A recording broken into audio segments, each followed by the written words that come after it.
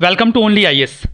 50 day rigorous plan में ये हमारा 50वां दिन है और जो हमारी आज की विषय वस्तु है वो है मेडिवल हिस्ट्री या फिर मध्यकालीन भारत, जिसे आप कई बार प्यार से मेड हिस्ट्री भी कहा करते हैं। अगर कहते हैं तो मेडिवल हिस्ट्री यूपीएससी के फील्ड का सैनिटाइजर हुआ करता था, जिसे लोग इंपॉर्टेंस नहीं देते थे। कुछ लोग इसे यूं ही पढ़ के चले जाते थे, ये मान के कि यूपीएससी प्रश्न नहीं पूछेगी या फिर एक दो ही पूछेगी। लेकिन किसी महान व्यक्ति ने कहा है कि हर सैनिटाइजर का दिन आता है। बिल्कुल वैसे ही 2019 के प्रीलिम्स में यूपीएससी ने बैक टू बैक 5-7 गोले दाग दिए, यानी कि 5-7 क्वेश्चंस मेडिवल हिस्ट्री से पूछ लिए। तब जाके कुछ लोगों को इस बात का एहसास हुआ कि प्यार एक धोखा नहीं है, धोखा तो यूपीएससी है जो आपको कभी भी मिल सकता है। तो आप यूपीएससी के ऊपर भरोसा नहीं कर सकते, क्योंकि वो तो कभी भी आपसे ये कह देंगे कि हम आपके हैं कौन, और आप तो रह जाएंगे। तो सही अप्रोच तो ये होगा कि आप हर सब्जेक्ट को ड्यू इंपॉर्टेंस देते हुए अच्छी तरीके से पढ़ें। मेड हिस्ट्री को अगर कवर करना है, जैसे अगर अभी आपने प्लान बनाया था कि मेड हिस्ट्री को आप स्लाइटली रीड करके चले जाएंगे, तो अब आपके पास समय है, आप इसे थोड़ा बहुत डिटेल्ड मैनर में पढ़ सकते हैं। पहला सवाल ये पैदा होता है कि आखिर पढ़ना क्या है। मैं आपके इस क्वेश्चन को इस सेशन में एड्रेस कर दूंगा कि मेड हिस्ट्री को आपको किस प्रकार से कवर करना है। मूलतः 4 बिंदुओं पर बात होगी। पहला मुद्दा तो यह है कि मेड हिस्ट्री को किस प्रकार से कवर करना है। दूसरा, जो वेरियस टेक्निक्स इस्तेमाल की जाती हैं क्वेश्चंस को सॉल्व करने की, उन्हें किस प्रकार से अप्लाई किया जाना चाहिए। तीसरा, जो रिग्रेस प्लान में होता है, हम प्रीवियस ईयर के क्वेश्चंस को देखेंगे कि मेड हिस्ट्री से किस प्रकार के प्रश्न पूछे जाते हैं। और चौथा, मेड हिस्ट्री का एक बहुत ही इंपॉर्टेंट पार्ट होता है एडमिनिस्ट्रेशन का। किसका एडमिनिस्ट्रेशन? सल्तनत काल का एडमिनिस्ट्रेशन, मुगलों का एडमिनिस्ट्रेशन, मराठों का प्रशासन, विजयनगर साम्राज्य और बहमनी का प्रशासन। ज्यादातर प्रश्नों के पूछे जाने की संभावना यहीं से होती है और यह पार्ट बिल्कुल भी इग्नोर नहीं किया जाना चाहिए। इस पार्ट को हम बहुत डिटेल में तो डिस्कस नहीं कर पाएंगे, लेकिन एक ओवरव्यू लेंगे एंड में, और इसे बहुत ही डिटेल्ड मैनर में मैंने स्लाइड्स पर ऐड किया हुआ है। वो जब आप पीडीएफ अवेल करेंगे तो उसमें वो आपको मिल भी जाएगा।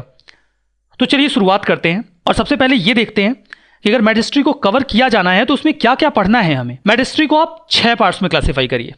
अर्ली मेडिवल पीरियड, दिल्ली सल्तनत, Mughal empire, Maratha empire, regional states और रिलीजियस मूवमेंट। आपको ये 6 बातें पढ़नी है मेड हिस्ट्री, सिर्फ ये 6 बातें। लेकिन ये 6 बातें छोटी बातें नहीं है, इनके अंदर कई सारे सब टॉपिक्स आपको मिलेंगे जिन्हें आपको डिटेल्ड मैनर में पढ़ना होगा। तो अर्ली मेडिवल इंडिया में आपको क्या पढ़ना होता है, एक एक करके मैं आपको बताता हूं कि इनके अंदर आपको क्या पढ़ना है। अर्ली मेडिवल इंडिया को आप 2 पार्ट्स में डिवाइड करिए, द किंगडम्स और the Islamic invasion. Early medieval India के कुछ राज्य रहे जिनके बारे में आपको बात करनी है, और दूसरा इस्लामिक इन्वेजन। इस्लामिक इन्वेजन देखेंगे उसमें क्या पढ़ना है। पहले द किंगडम में आपको क्या पढ़ना होगा। द किंगडम में आप पूरे इंडिया को नॉर्थ और साउथ में डिवाइड कर दीजिए। नॉर्थ में आपको 2 किंगडम पढ़ने हैं। एक तो राजपूत किंगडम। राजपूत किंगडम में लार्जली जो आपको बात करनी है वो गुर्जर प्रतिहार वंश के बारे में बात करनी है। और जब गुर्जर प्रतिहार वंश डिक्लाइन कर जाएगा तो उसकी जगह पे कुछ छोटे छोटे राजपूत किंगडम इवॉल्व होंगे, आप उनके बारे में भी थोड़ा सा पढ़ लीजिएगा। गुर्जर प्रतिहारों के बारे में तो आप विस्तार से पढ़िएगा। उसके बाद इनके रेमिनेंट्स के रूप में कुछ एम्पायर्स इवॉल्व होंगे, कुछ किंगडम इवॉल्व होंगे, नॉट एम्पायर, जैसे दिल्ली के चौहान, कन्नौज के राठौर, मेवाड़ के गुहिलास, बुंदेलखंड के चंदेल, मालवा के परमार, बंगाल में सेनाज और गुजरात में सोलंकीज। तो आपको इन्हें भी उसके बाद, ये छोटे छोटे किंगडम है, ब्रीफ में कवर कर लेना है। इसके अतिरिक्त नॉर्थ में आपको एक और किंगडम पढ़ना है और वो है बंगाल के पालाज। बंगाल में जो पाल डायनेस्टी थी आप उसको भी पढ़ लीजिएगा, और उनके बाद ही बंगाल में सेनाज आते हैं या सेन डायनेस्टी आती है, उसे भी देख लीजिएगा। अब साउथ में आते हैं, तो साउथ में आपको पढ़ना है चालुक्य वंश और राष्ट्रकूट वंश। ठीक है, जब आप चालुक्य पढ़ेंगे तो बीच में ही राष्ट्रकूट आते हैं। पहले बादामी के चालुक्य रहेंगे, बादामी के चालुक्य जब खत्म होंगे तो वहां पर राष्ट्रकूट आ जाएंगे, और राष्ट्रकूटों को समाप्त करके फिर से कल्याणी के चालुक्य आएंगे। बाकी ईस्टर्न इंडिया में वेंगी के चालुक्य तो जो बादामी के चालुक्य थे उनमें जब पुलकेशिन सेकंड आया था तो उसके समय से ही बने हुए थे। ये जब आप पढ़ेंगे तब आपको डिटेल समझ में आएंगी, ऐसे मैं बोल रहा हूं तो परेशान होने की आवश्यकता नहीं है। तो आपको चालुक्य और राष्ट्रकूट पढ़ लेना है। अगर आपने पल्लव वंश को एंशिएंट हिस्ट्री में नहीं पढ़ा है तो आप उसे यहां पढ़ सकते हैं।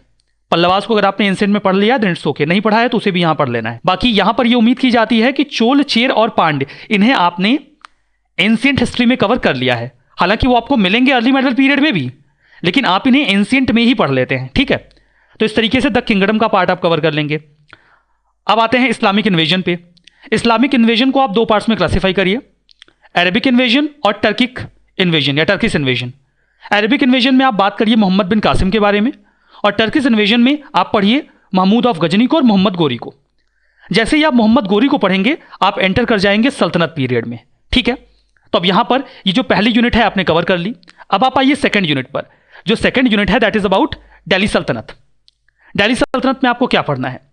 दिल्ली सल्तनत में टोटल 5 डायनेस्टीज रूल करती हैं। ममलूक डायनेस्टी, जिसे आप स्लेव डायनेस्टी भी कहते हैं, दास वंश भी कहते हैं, गुलाम वंश भी कहते हैं। ममलूक अरबिक वर्ड है स्लेव्स के लिए। ये 1206 से 1290 के बीच में रूल करते हैं। देन खिलजी डायनेस्टी आती है, उसके बाद तुगलक डायनेस्टी आती है, देन सैयद डायनेस्टी आती है, और उसके बाद लोदी डायनेस्टी आती है। तो इन 5 डायनेस्टीज को आपको कवर करना है। अब इन 5 डायनेस्टीज में कुछ रूलर्स हैं जिनको आपको पढ़ना है। मैं एक एक करके हर डायनेस्टी के रूलर्स के बारे में बता देता हूं, किसे किसे आपको पढ़ना है। हम यहाँ पढ़ तो नहीं रहे हैं, एक ओवरव्यू ले रहे हैं। तो ममलूक डायनेस्टी में आपको 5 रूलर्स के बारे में पढ़ना है। कुतुबुद्दीन ऐबक, इल्तुतमिश, रजिया सुल्ताना, नसीरुद्दीन शाह और गियासुद्दीन बलबन। आपको इन्हें पहली डायनेस्टी में पढ़ना है। इसके बाद जो खिलजी डायनेस्टी शुरू होगी उसमें आपको 3 शासकों के बारे में पढ़ना है, जलालुद्दीन खिलजी, अलाउद्दीन खिलजी और मुबारक शाह खिलजी, ठीक है। आप जब इन्हें पढ़ लेंगे तो इसके बाद आप पहुंचेंगे तीसरी डायनेस्टी पे, that will B Tughlaq dynasty. Tughlaq dynasty में आपको पढ़ना है गियासुद्दीन तुगलक को, मोहम्मद बिन तुगलक को और फिरोज शाह तुगलक को। ये इंपॉर्टेंट रूलर्स की बात कर रहे हैं, कुछ और भी लोग होंगे बट आपको लार्जली इन्हें पढ़ना है, ठीक है। जो चौथी डायनेस्टी होगी that will B Syed dynasty. Syed dynasty बहुत कम समय के लिए थी, बहुत इंपॉर्टेंट भी नहीं थी, बट आपको यहाँ पे 4 शासकों के बारे में बात समझनी है, आपको बात करनी है, समझनी है। खिज्र खान के बारे में, मुबारक शाह के बारे में, मोहम्मद शाह के बारे में और आलम शाह के बारे में। जब आप इसे कवर कर लेंगे तो आप पहुंचेंगे लोधी डायनेस्टी के ऊपर। लोधी डायनेस्टी में आपको 3 शासकों को पढ़ना है, 3 जो एम्परर्स हैं उन पर बात करनी है, बहलोल लोधी, सिकंदर लोधी और इब्राहिम लोधी। अगर आपको पता हो तो इब्राहिम लोधी के साथ ही बाबर ने फर्स्ट बैटल ऑफ पानीपत में लड़ाई लड़ी थी, और इब्राहिम लोधी के इस युद्ध में हार जाने के बाद दिल्ली में मुगल एम्पायर शुरू हो जाता है। तो आप यहां तक कवर कर लेंगे तो आपकी ये दूसरी यूनिट भी कंप्लीट हो जाएगी और आप आ जाएंगे तीसरी यूनिट पे, that will be Mughal empire. Mughal empire में आपको क्या पढ़ना है? मुगल एम्पायर में आपको कुछ शासकों के बारे में बात करनी है, जैसे कि बाबर, हुमायूं।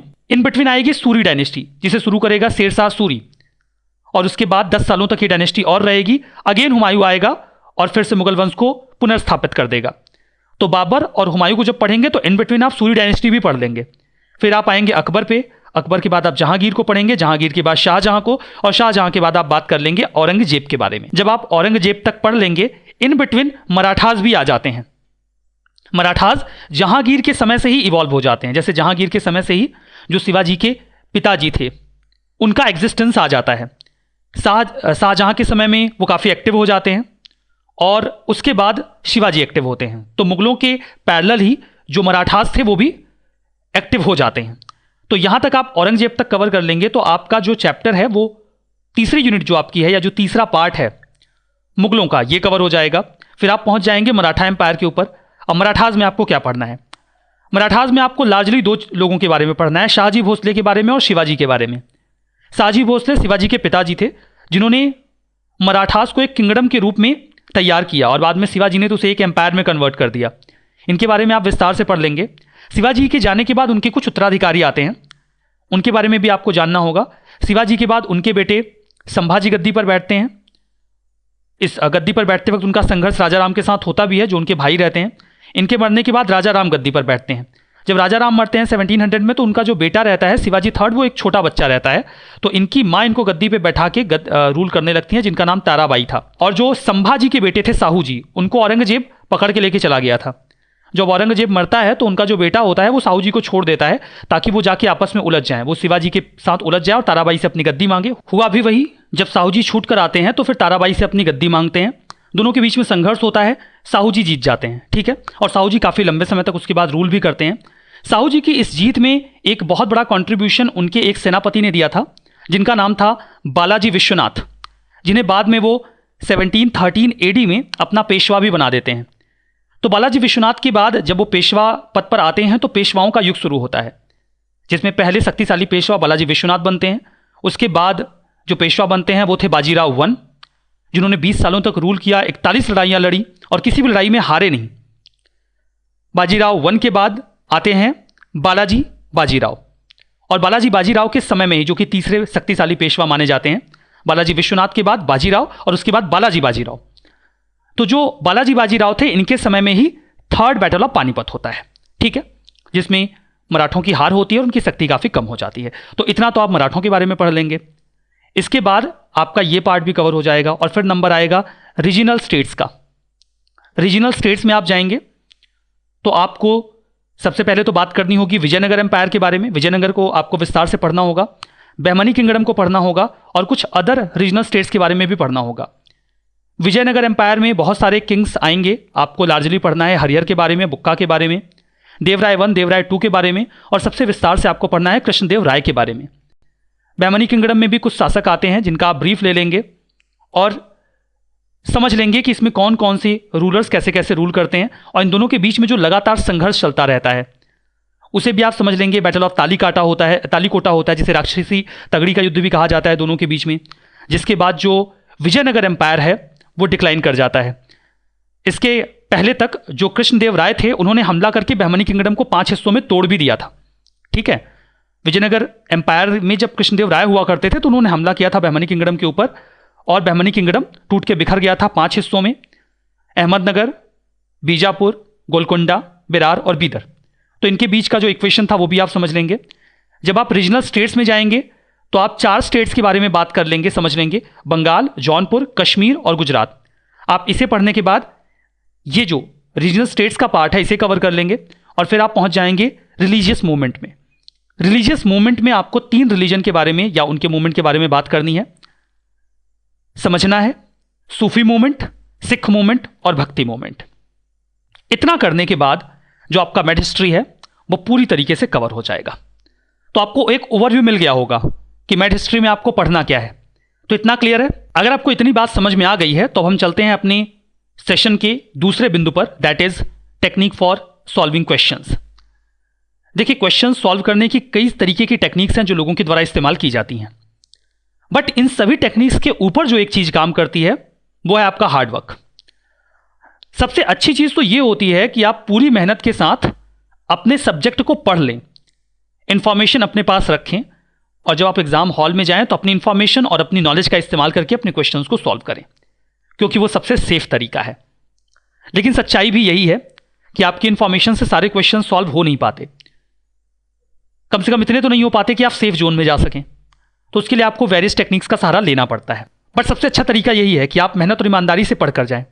दूसरी इंपॉर्टेंट बात, किसी भी टेक्निक को अप्लाई करने से पहले आप इस बात को समझ लें कि कोई भी टेक्निक उस बच्चे के लिए है जो पढ़ाई करके जा रहा है। जो पढ़ाई करके नहीं जा रहा है उसके ऊपर कोई भी टेक्निक एप्लीकेबल नहीं होती। यहां पर मैंने आपको 4 टेक्निक्स या 4 बातें यहां पर हम करने वाले हैं, अगर आप इसे टेक्निक ना भी कहें तो।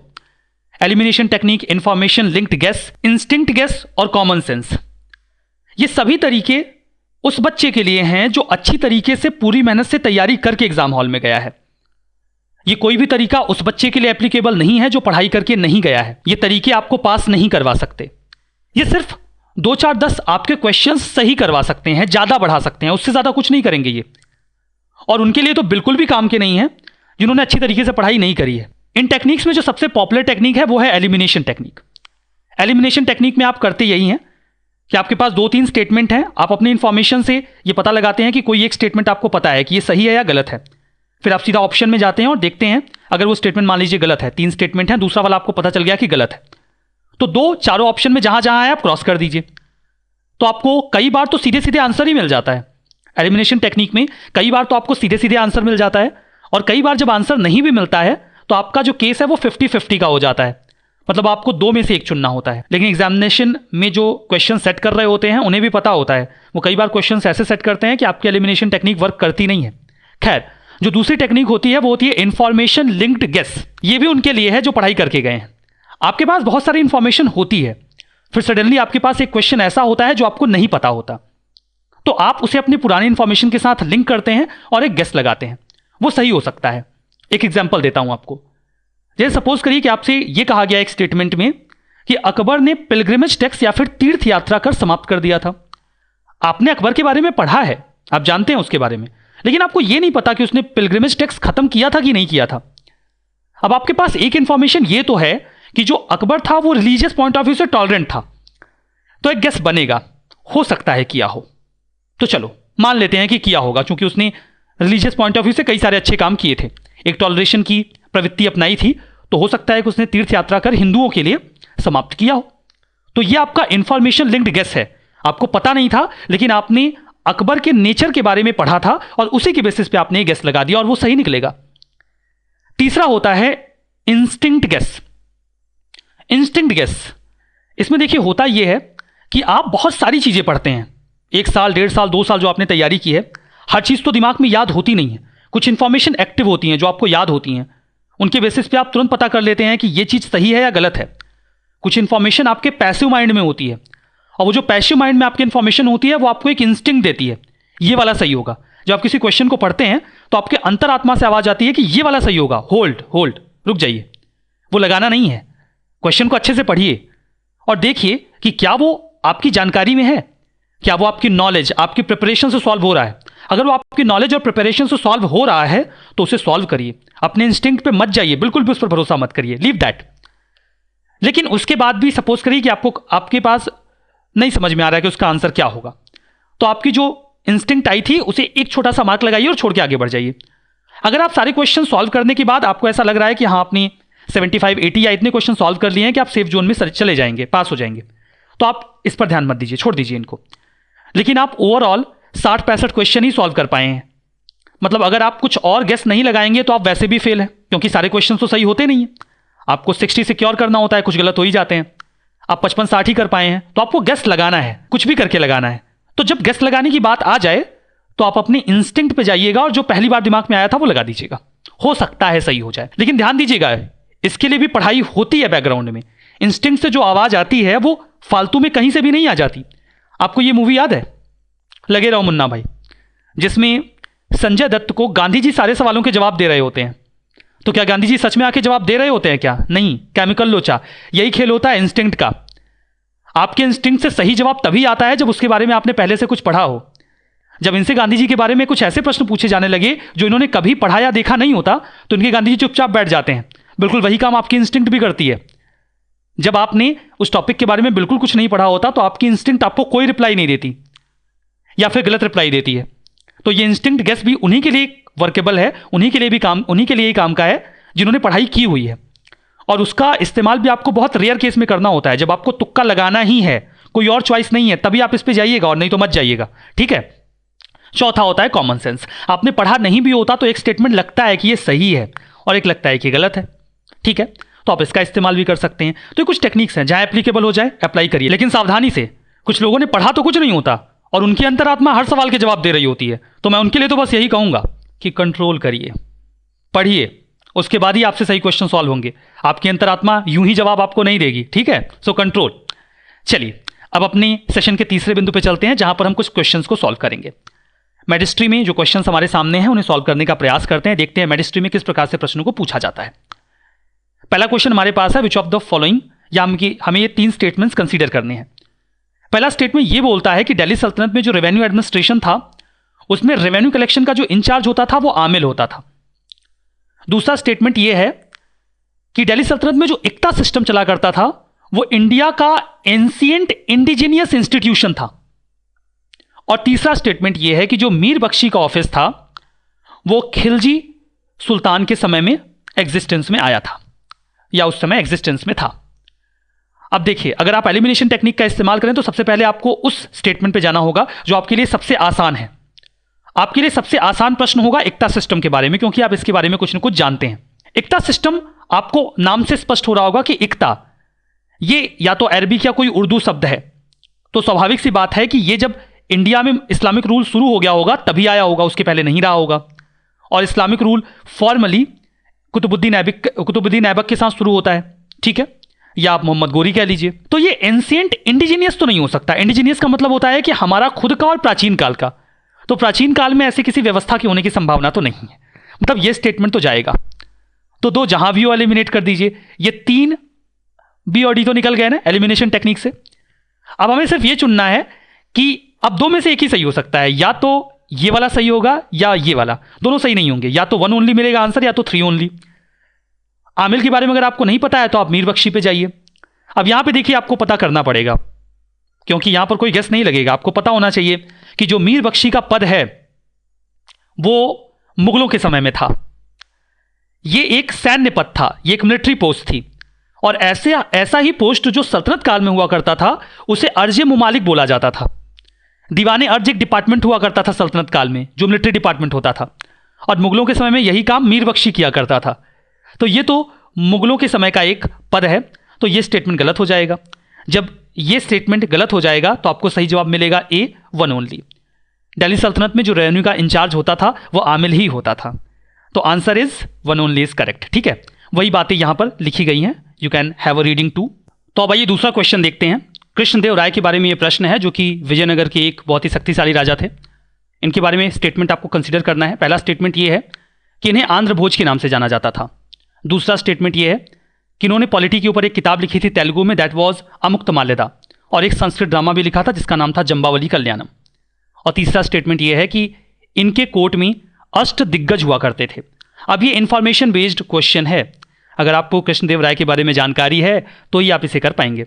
आंध्र भोज उन्हें कहते थे कि नहीं कहते थे, उनकी ये किताबें थी या नहीं थी, अब ये तो आपको पता होना चाहिए। वैसे अष्टदिग्गज उनके दरबार में थे, ये ज़्यादातर लोगों को पता होता है, बट इससे आपका क्वेश्चन सॉल्व होगा नहीं, क्योंकि ये तीनों में ही है, मतलब बी, सी और डी है। ज़्यादा से ज़्यादा आप ये ए वाला ही एलिमिनेट कर पाएंगे। तो इन्फॉर्मेशन बेस्ड क्वेश्चन है। कृष्णदेव राय को एक्चुअली में इसका जो सही जवाब है वो है सी, डी, ऑल इज करेक्ट। तीन के तीनों ही स्टेटमेंट सही हैं। कृष्णदेव राय को आंध्र भोज कहा जाता था इसलिए क्योंकि एक परमार राजा थे मालवा में, राजा भोज। ये जो कहावत है, कहाँ राजा भोज कहाँ गंगू तेली, ये वही वाले राजा भोज हैं। इनके समय में आर्ट एंड कल्चर का काफ़ी अच्छा डेवलपमेंट हुआ था, और बिल्कुल उसी तरीके से आर्ट एंड कल्चर का जो डेवलपमेंट है वो कृष्णदेव राय के समय में भी हुआ था। तो इन्हें आंध्र का भोज कहा जाता है, मतलब जैसे भोज वहाँ मालवा में थे वैसे ही आंध्रा में ये भोज हैं। ठीक है, तो कृष्णदेव राय को ये टाइटल दिया गया था। इनकी ये दो किताबें हैं, अमुक्तमाल्यदा और जंबावली कल्याणम, आपको याद रखना है इसको। और उनके दरबार में अष्ट दिग्गज हुआ करते थे। तो सही जवाब यही है, डी, ऑल इज करेक्ट। यहाँ पे अष्ट दिग्गजों की लिस्ट मैंने आपके लिए लगा दी है। आप इनमें से कुछ नाम अगर याद रख पाएँ तो अच्छा होगा, जैसे कि अलासानी, पेडन्ना, नंदी तिमन्ना और यहाँ पर धुरजाति, ये तीन नाम आपको याद रखने हैं। इसके अलावा मदैया, अयला राजू, रामभद्र, पिंगली सुराना, रामराजू भूषण, तेनाली रामलिंगा। तो आपको अगर सारे नाम भी याद रहे हैं तो आप अलासानी, पेडन्ना, नंदी तिम्माना, धुरजाति और तेनाली रामलिंगा, इन्हें तो याद रखिएगा ही रखिएगा, चूंकि ये इंपॉर्टेंट है। तो अष्ट दिग्गजों की डिटेल्स यहां पर अवेलेबल हैं आपके लिए। अब यहां पर देखिए एक तीसरा क्वेश्चन है जिसमें आपको बात करनी है मियां तानसेन के बारे में। आपको स्टेटमेंट कंसीडर करना है कि कौन सा सही नहीं है। पहला स्टेटमेंट यह है कि तानसेन एक टाइटल था जो अकबर ने मियां तानसेन को दिया था। तानसेन ने ध्रुपद कंपोज किया है हिंदू गॉड्स एंड गॉडेसेस के ऊपर। वो अपने पैटर्न्स के लिए सॉन्ग्स कंपोज किया करते थे और उन्होंने कई सारे राग कंपोज किए हैं। इसका जो सही जवाब है वो है ऑप्शन 1। ये सही जवाब है, इस लिहाज से ये स्टेटमेंट इनकरेक्ट है। ये सही जवाब है, स्टेटमेंट सही नहीं है, क्योंकि जो तानसेन टाइटल है ये अकबर ने नहीं दिया था। तानसेन जो टाइटल है वो उन्हें ग्वालियर के राजा विक्रमजीत ने दिया था। पहले तानसेन ग्वालियर के राजा जो विक्रमजीत हैं उन्हीं के दरबार में हुआ करते थे। इनकी ख्याति बहुत ज़्यादा फैल गई थी, तो इनकी ख्याति सुनकर अकबर ने इनको बुलवाया, ग्वालियर के राजा से रिक्वेस्ट किया कि वो तानसेन को उनके यहाँ भेज दें। तानसेन वहाँ जाना नहीं चाहते थे, उन्होंने तो मना कर दिया था। फिर विक्रमजीत ने ही उनको रिक्वेस्ट किया कि आप जाइए, और कई सारे गिफ्ट के साथ उनको अकबर के दरबार में भेजा। वहाँ पर जब वो गए तो उन्हें नवरत्नों में जगह भी मिली। उन्होंने कई सारे ध्रुपद भी कंपोज किए हैं। उनके 300 ध्रुपद का एक कंपाइलेशन है जिसे कल्प द्रुम कहा जाता है। वो अपने पैटर्न्स के लिए सॉन्ग कंपोज किया करते थे, इट्स करेक्ट। और उन्होंने कई सारे राग भी जो हैं वो कंपोज किए हैं, इन्वेंट किए हैं। उनके बारे में ऐसी कई सारी बातें हैं कि जब वो राग दीपक गाया करते थे तो जले हुए बुझे हुए जो दीपक थे वो जल जाते थे, और उनके रागों को सुनकर वर्षा होने लगती थी। खैर ये तो किंवदंतियाँ हैं, कहानियाँ हैं। तो कहने का मतलब ये है कि ये स्टेटमेंट जो है वो इनकरेक्ट है। जो टाइटल दिया गया था वो तानसेन का अकबर ने नहीं दिया था, रादर मियाँ का टाइटल अकबर ने उनको दिया था। तो ये तो हो गया तीसरा क्वेश्चन, एक्सप्लेनेशन यहां पर अवेलेबल है। चौथा question, who among the following Mughal emperor shifted emphasis from illustrated manuscripts to album and individual portrait.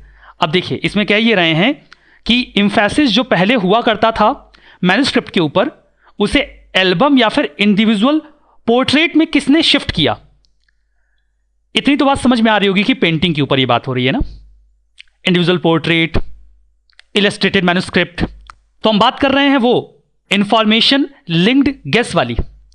हमें नहीं पता कि ये काम किसने किया था, लेकिन हमें एक आइडिया तो है कि पेंटिंग को लेकर अगर सबसे बढ़िया काम किसी के समय में हुआ था तो वो जहांगीर के समय में हुआ था। हुमायूं, अकबर या शाहजहां के समय में तो नहीं हुआ था। हुमायूं को तो टाइम ही नहीं मिला था कुछ करने का। अकबर पेंटिंग को लेकर इतना ज़्यादा कंसर्न था नहीं। शाहजहां के समय में आर्किटेक्चर पे बहुत ज़्यादा काम हुआ था। पेंटिंग के ऊपर जो काम हुआ था वो जहांगीर के समय में हुआ था। तो अगर ये पेंटिंग के बारे में कोई चीज़ हो रही है तो संभावना यही है कि जहांगीर ने किया होगा। ये है इंफॉर्मेशन लिंक्ड गेस और ये सही निकलेगा। ऑप्शन इज करेक्ट, यही सही है। ठीक है, अगला जो क्वेश्चन है वो मुगल एम्पायर के बारे में है, जहां पर जागीरदारी और जमींदारी के बीच में डिफरेंस आपसे पूछा गया है। यहां पे ये कहा गया है कि जागीरदार को लैंड असाइन की जाती थी उसकी जुडिशियल और पुलिस ड्यूटीज के बदले में, जबकि जमींदारों को जमीन दी जाती थी जिस पर वो रेवेन्यू कलेक्ट करते थे और अपनी कुछ ऑब्लिगेशंस को फुलफिल करके जो ड्यूटी वगैरह होती थी रेवेन्यू कलेक्शन में से वो बादशाह को दिया करते थे। अब दूसरा स्टेटमेंट यह है कि जो लैंड असाइन की जाती थी जागीरदारों को वो हेरिडिटरी हुआ करती थी और जो रेवेन्यू राइट्स थे जमींदारों के वो हेरिडिटरी नहीं हुआ करते थे। थोड़ा सा कॉन्सेप्चुअल क्लैरिटी आपको जागीरदार और अगर यहां पर जमींदार के बारे में है तो आपको क्लियर हो जाएगा। जागीरदार को जो जमीन मिलती थी जागीर, वो उसके सर्विसेज के बदले में मिलती थी, वो जुडिशियल सर्विस हो या फिर पुलिस सर्विस हो, जबकि जमींदारों को जमीन रेवेन्यू कलेक्शन के लिए और रेवेन्यू एडमिनिस्ट्रेशन के लिए मिलती थी। आप जमीन पर खेती करवाइए, वहां से रेवेन्यू कलेक्ट करिए, 1/10वां हिस्सा खुद रख लीजिए और बाकी दे दीजिए। यह काम दिया जाता था जमींदारों को। और जागीरदारों को जो लैंड दी जाती थी वो उनकी सर्विसेज के बदले में दी जाती थी। तो यह स्टेटमेंट तो सही है। और अगर यह स्टेटमेंट सही है तो यह गलत हो जाएगा। क्यों हो जाएगा? क्योंकि अगर किसी व्यक्ति को उसके सर्विस के बदले में लैंड दी जा रही है तो जरूरी तो नहीं कि उसका बेटा वही सर्विस दे पाएगा। कोई मिलिट्री कमांडर है तो क्या कोई दूसरा मिलिट्री कमांडर होगा? जरूरी है। तो यह हेरिडिटरी नहीं हो सकता। यह तो उसे ही दिया जाएगा जो सर्विस देगा। जो सर्विस नहीं देगा उसे जागीर नहीं मिलेगी। जबकि ऐसा कोई सिस्टम जमींदारों के लिए नहीं था। जमींदारों के पास जो लैंड होती थी वो हेरिडिटरी होती थी। तो यहां पर एक्चुअली में स्टेटमेंट को उलट दिया गया है, अपोजिट लिख दिया गया है। सही जवाब है ओनली वन इज करेक्ट। यहां पर डिफरेंस आपको जागीरदार और जमींदार के बीच में विस्तार से बताया गया है। यह लिस्ट है जो आपको मैच करनी है। इक्ता, मराठा, जागीर, दिल्ली सल्तनत, आमरम, मुगल और मुकासा, विजयनगर। आपको बताना है कि कौन किसके समय में था। अगर आपको ये नहीं पता कि आमरम मुकासा क्या है तो इक्ता और जागीर ये पढ़ के ये समझ में आ गया होगा कि ये लैंड का टुकड़ा है। मतलब ये लैंड के बारे में कोई बात हो रही है, क्योंकि इक्ता और जागीर लैंड है तो स्वाभाविक सी बात है कि आमरम और मुकासा भी लैंड ही होगी। अब यहां पर देखिए, आप एलिमिनेशन टेक्निक इस्तेमाल करने का प्रयास करिए, नहीं होगा। क्यों? क्योंकि इनमें से आपको पता क्या हो सकता है? आपको पता हो सकता है इक्ता के बारे में कि इक्ता, मान लीजिए हमें पता है कि दिल्ली सल्तनत में हुआ करती थी। चलिए, हमें यह भी पता है कि जागीर मुगलों के समय में होती थी। क्या इससे आपका क्वेश्चन सॉल्व हो जाएगा? क्या नहीं होगा। देखिए तो सही, ए का 2, ए का 2, बी का 3, बी का 3, 2 ठो मिल गया। ठीक है, बट इससे फायदा क्या होगा आपको? अगर आप ये एलिमिनेशन लगाते हैं तो आपको फायदा ये होगा कि अब आपका आंसर 50-50 में आ गया। मतलब ये तो क्लियर हो गया कि ये दोनों नहीं है। अब जो मेरा जवाब है वो इन्हीं दोनों में से कोई एक निकलेगा। अब इसके लिए जरूरी है कि मुझे आमरम मुकासा में से किसी एक के बारे में जानकारी हो। अगर जानकारी है तो आंसर 100% सही निकलेगा, और अगर जानकारी नहीं है तो आप एक गेस लगाएंगे जो सही भी हो सकता है, गलत भी हो सकता है। तो मैं यहां पर आपको बता दूं कि जो आमरम था वो मराठों के समय में हुआ करता था। आमरम भी पीस ऑफ लैंड हुआ करता था। मराठे सामान्यतया जो सैलरी दिया करते थे वो कैश में दिया करते थे। फिर भी जो उनके इंपॉर्टेंट मिलिट्री कमांडर्स होते थे वो उन्हें लैंड का एक टुकड़ा दे दिया करते थे जिसे आमरम कहा जाता था। और विजयनगर में भी सोल्जर्स को जो लैंड दी जाती थी उनकी सर्विसेज के बदले में, उसे मुकासा कहा जाता था। तो आमरम जाएगा मराठाज में और मुकासा जाएगा विजयनगर में। तो सी का होगा 1 और टी का होगा 4। तो सही आंसर क्या निकलेगा? C will be the correct answer. So C is the correct answer. ठीक है, अगला question, which one of the following was a very important sea port in Kakatiya kingdom. ये इंफॉर्मेशन बेस्ड क्वेश्चन है। आपको पता है तो हो जाएगा, नहीं पता है तो नहीं होगा भाई।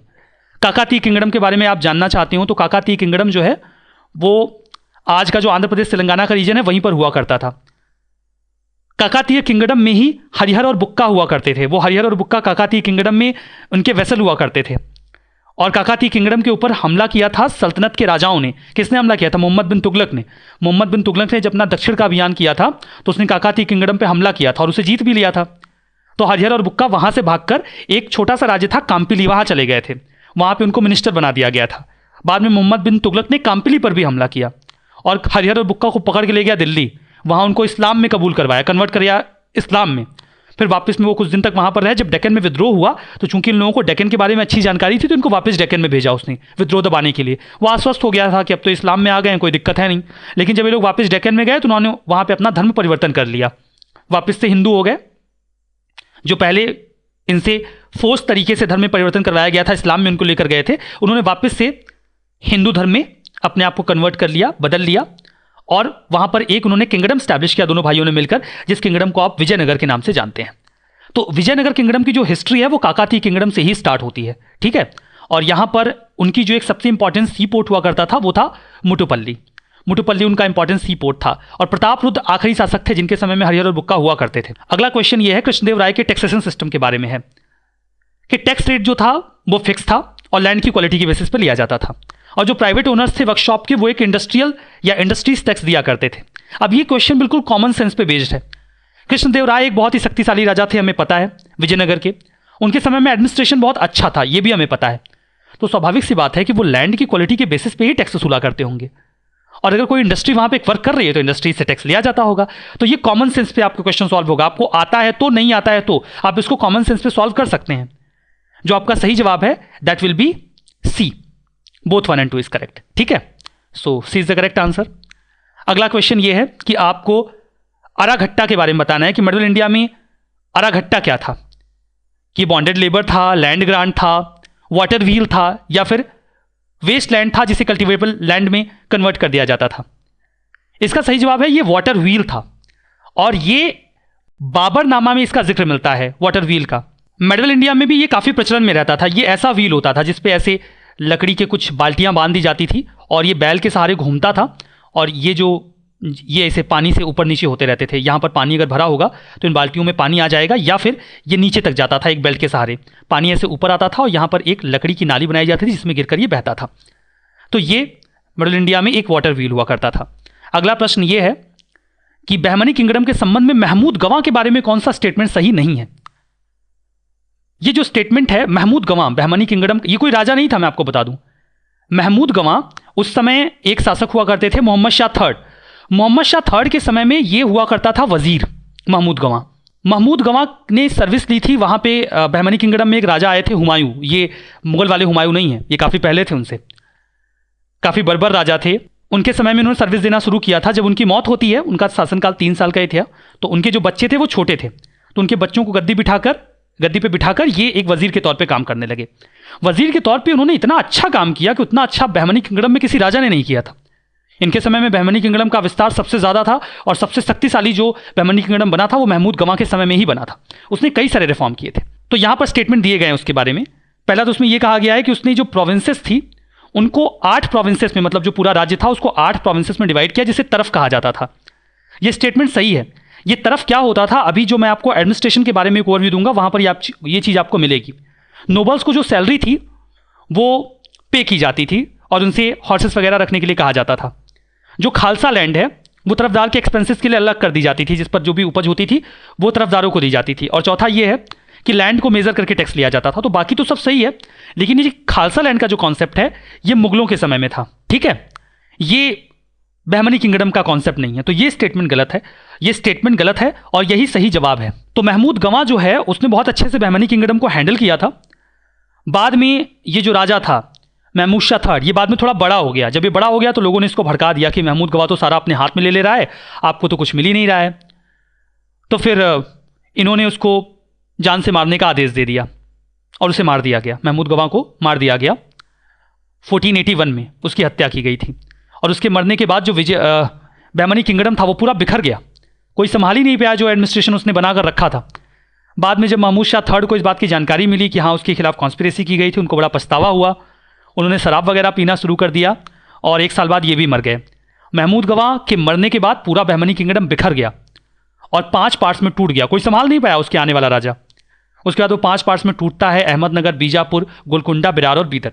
बहमनी किंगडम 5 पार्ट्स में टूट जाता है और इन्हीं में से 4 इकट्ठा होते हैं, बिरार को छोड़कर। बीदर, गोलकुंडा, बीजापुर और अहमदनगर, ये चारों इकट्ठा होते हैं और लड़ाई करते हैं बैटल ऑफ तालीकोटा में विजयनगर के साथ।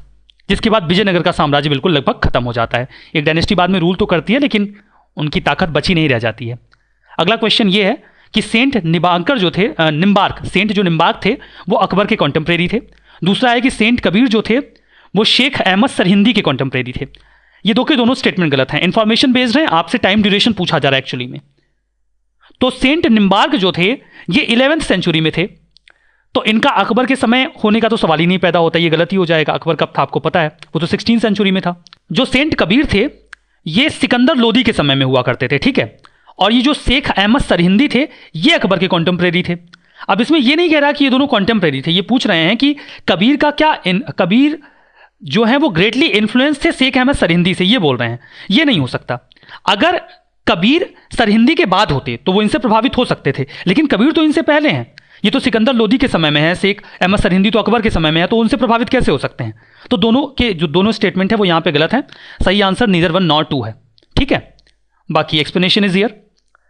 अगला क्वेश्चन यहाँ पर है, आपको बताना है कि मेडिवल इंडियन हिस्ट्री में ये जो रीजन था इसका वर्तमान में लोकेशन क्या है। पता है तो कर पाएंगे, नहीं पता है तो नहीं कर पाएंगे। चंपका सेंट्रल इंडिया में था, गलत है। चंपका आज का चंपा है जो हिमाचल प्रदेश में है, तो सेंट्रल इंडिया में तो नहीं हो सकता, नॉर्थ इंडिया में होगा ना। कुलूटा आज का कुल्लू है, ये भी हिमाचल प्रदेश में है, तो मालाबार में तो नहीं होगा, ये भी गलत है। तो अगर आप एक एलिमिनेट करेंगे तो ये दोनों निकल जाएंगे, और 3 एलिमिनेट करेंगे तो ये भी निकल जाएगा। सही जवाब यही आएगा। तो जो दुर्गरा है वो पहले जम्मू को बोलते थे, ठीक है। जो अगला प्रश्न है वो ये है कि बाबर के अराइवल के बाद क्या क्या हुआ भारत में। बाबर के आने के बाद यहाँ पर गन पाउडर का इंट्रोडक्शन हुआ, यहाँ पर आर्क और डोम की शुरुआत हुई आर्किटेक्चर में, टिमरिड डायनेस्टी की शुरुआत हुई। अब एक बात तो क्लियर है कि बाबर के आने के बाद टिमरिड डायनेस्टी की शुरुआत तो हुई थी, ये तो सही है, मतलब ये वाला तो गया, ये तो नहीं होगा। लेकिन यहाँ पर फिर भी कुछ खास फायदा मिलेगा नहीं, क्योंकि आपके पास 3 चॉइसेस हैं। लेकिन एक बहुत ही कॉमन सेंस वाली बात है, अगर आप यहाँ पर आइडेंटिफाई कर पा रहे हो तो। कॉमन सेंस वाली बात यह है कि अकबर के आने के बाद डोम और आर्क का शुरुआत होगा क्या। आर्क देखिए ऐसा होता था, और डोम जो एक गुंबद बनाया जाता था किसी भी बिल्डिंग के ऊपर, दैट वाज डोम। तो डोम और आर्क पूरा सल्तनत पीरियड बीत गया, ये इस्लामिक आर्किटेक्चर है, क्या भारत में इसका इस्तेमाल होता ही नहीं था। तो ये तो स्टेटमेंट ही इलॉजिकल लग रहा है। अपना कॉमन सेंस इस्तेमाल करेंगे तो समझ में आ जाएगा कि ये गलत है। आर्क और डोम तो पूरे सल्तनत पीरियड में रहा ही होगा, तो ये गलत निकलेगा। और जब ये दूसरा वाला गलत निकलेगा तो यहां पर आप एलिमिनेट कर सकते हैं इसको भी। अब आपके लिए चॉइस ये है कि तीसरा तो सही है, पहला सही है कि नहीं है। यहां पर कंफ्यूजन हो सकती है, क्योंकि सभी को पता है कि जब अकबर आया था तो तोप लेके आया था, और जब वो तोप लेकर आया था फर्स्ट बैटल ऑफ पानीपत में, तो स्वाभाविक सी बात है गन पाउडर भी लेकर आया होगा, तो हो सकता है शुरुआत वहीं से हुई हो, लेकिन ये गलत है। जैसे गन पाउडर जो है वो चाइना में 11वीं सेंचुरी में ही आ गया था, और इनफैक्ट 13th और 14th सेंचुरी में गन पाउडर का इस्तेमाल इंडिया में, साउथ इंडिया में होने लगा था। जो विजयनगर और बहमनी राज्य हैं ये गन पाउडर का इस्तेमाल करने लग गए थे। बहमनी में एक राजा हुआ करता था सुल्तान मोहम्मद शाह बहमनी, इसने जब विजयनगर से लड़ाई लड़ी थी तो गन पाउडर का इस्तेमाल किया था। हाँ, बहुत लार्ज स्केल पर ये तोपों में उसका इस्तेमाल नहीं करते थे, लेकिन एक्सप्लोजन के लिए उसका इस्तेमाल करते थे। तो पहला स्टेटमेंट तो इनकरेक्ट हो जाएगा, ठीक है। तो जो सही जवाब होगा वो होगा ओनली 3 इज करेक्ट, ठीक है। तो correct answer is B, only 3 is correct. अगला क्वेश्चन ये है कि ये 4 राजाओं के नाम दिए गए हैं, इनमें से ऐसा कौन था जिसने कृष्णा नदी के किनारे एक सिटी बसाई और वहां से एक नए किंगडम की शुरुआत करी। तो सही जवाब है हरिहर वन। ये लोग बात कर रहे हैं विजयनगर एम्पायर के बारे में। हरिहर वन ने, हरिहर और बुक्का दोनों भाइयों ने मिलकर एक सिटी डेवलप की थी विजयनगर, कृष्णा नदी के किनारे, और वहीं से विजयनगर एम्पायर की शुरुआत होती है। वो उनकी कैपिटल भी थी, बाद में कैपिटल बन गई थी, शुरू में तो एक दूसरी कैपिटल थी, और वही उनके किंगडम का नाम भी था। तो हरिहर वन के बाद फिर बुक्का वन गद्दी पर आएंगे। दोनों भाइयों ने मिलकर स्टैब्लिश किया था, बट पहले रूल हरिहर ने किया था। इनका जो शासनकाल था वो 20 सालों का था। 1336 में आया था ये विजयनगर एम्पायर, और 1336 से 56 तक रूल किया था किसने, हरिहर वन ने। फिर बुक्का आया था जो इसका भाई था, और बुक्का ने रूल किया था 1356 से 77 तक, ठीक है। अगला क्वेश्चन, अगले क्वेश्चन में ये कहा जा रहा है कि निम्नलिखित में से कौन सा फ्यूडल सिस्टम का इसेंशियल फीचर है। इसमें कह ये रहे हैं कि फ्यूडल सिस्टम में जो सेंट्रल पॉलिटिकल अथॉरिटी होती थी वो बहुत स्ट्रांग होती थी और प्रोविंसेस वीक होते थे। अब फिर मतलब क्या रह गया फ्यूडल सिस्टम का। फ्यूडल सिस्टम में राजा के अंडर में फ्यूडल लॉर्ड्स हुआ करते थे, मतलब एक राजा होता था और उसके अंडर में कई सारे फ्यूडल लॉर्ड्स हुआ करते थे जो अलग अलग प्रोविंसेस में रूल करते थे। तो अगर यही सबसे ज्यादा ताकतवर रह गए तो इनका मतलब क्या निकला, तो इनका मतलब तो कुछ निकलेगा नहीं, तो ये स्टेटमेंट गलत हो जाएगा। फ्यूडल सिस्टम में हमेशा जो सेंट्रल पॉलिटिकल अथॉरिटी होती है वो कंपैरेटिवली वीक होती है, तो ये स्टेटमेंट तो गया। अब ये गया तो ये दोनों भी गए, ठीक है। अब ये दोनों जब चले गए तो हमारे पास अब ऑप्शन ये है कि या तो ये सही होगा या तो ये। एलिमिनेशन टेक्निक का एक फायदा ये होता है कि अगर आपको कोई एक भी स्टेटमेंट आ रहा है तो एटलीस्ट आप 50-50 पे तो पहुंच जाते ही हैं। एक ये एडमिनिस्ट्रेटिव स्ट्रक्चर था जिसमें लैंड का पोजीशन और कंट्रोल दिया जाता था, सही बात है, फ्यूडल लॉर्ड्स को दिया जाता था। और एक लॉर्ड वेसल रिलेशनशिप स्टैब्लिश होती थी, लॉर्ड होता था सेंटर में और वेसल्स होते थे ये फ्यूडल लॉर्ड्स, ठीक है। तो ये भी सही है, तो जो सही जवाब होगा वो होगा बी, 2 और 3 इज करेक्ट, ठीक है। अगला क्वेश्चन, फतेहपुर सीकरी में इबादत खाना किसने, जो इबादत खाना बनवाया गया था वो क्या था, किसने बनवाया था नहीं पूछ रहे हैं, अकबर ने बनवाया था। मैं आपको बता देता हूं ये था क्या। ये कोई मॉस्क था रॉयल फैमिली के लिए, ये कोई अकबर का प्राइवेट प्रेयर चैम्बर था, या एक हॉल था जहां पर अलग अलग रिलीजन के स्कॉलर्स आके डिस्कशन करते थे, या ये कोई ऐसा रूम था जहां पे अलग अलग रिलीजन के नोबल्स रिलीजियस अफेयर पे डिस्कस करते थे। अब ये दोनों तो अगर आपने इबादत खाना के बारे में थोड़ा बहुत पढ़ा है, जाना है, तो ये दोनों तो एलिमिनेट हो सकते हैं आसानी से। हमें पता है कि यहां पर कुछ ऐसा था जिसमें कुछ लोग मिलकर डिस्कशन करते थे।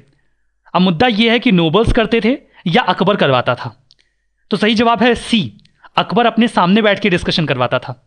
इबादत खाना बना था 1775 में, तब तो केवल वो जो इस्लामिक स्कॉलर्स थे उन्हें ही बुलाता था, लेकिन उसके 2 साल बाद 1777 से उसने बाकी रिलीजन के स्कॉलर्स को भी बुलाना शुरू कर दिया था, और एक बहुत ही प्रोडक्टिव डिस्कशन होता था। उसका ऑब्जेक्टिव ये था कि वो वेरियस रिलीजन के जो अच्छे पॉइंट्स हैं उनके जरिए ट्रुथ को जानने का प्रयास करे। तो उसके बाद उसने Zoroastrians, Roman Catholics, Jains, Buddhist, Sikh, Hindus सभी को वहां पे पार्टिसिपेट करने के लिए इन्वाइट करना शुरू कर दिया था। नेक्स्ट क्वेश्चन ये है, आपको रिलीजियस हिस्ट्री जो मेडल इंडिया की है उसके बारे में बताना है, सूफी मिस्टिक्स के बारे में, कि कौन सा स्टेटमेंट सही है कौन सा गलत है।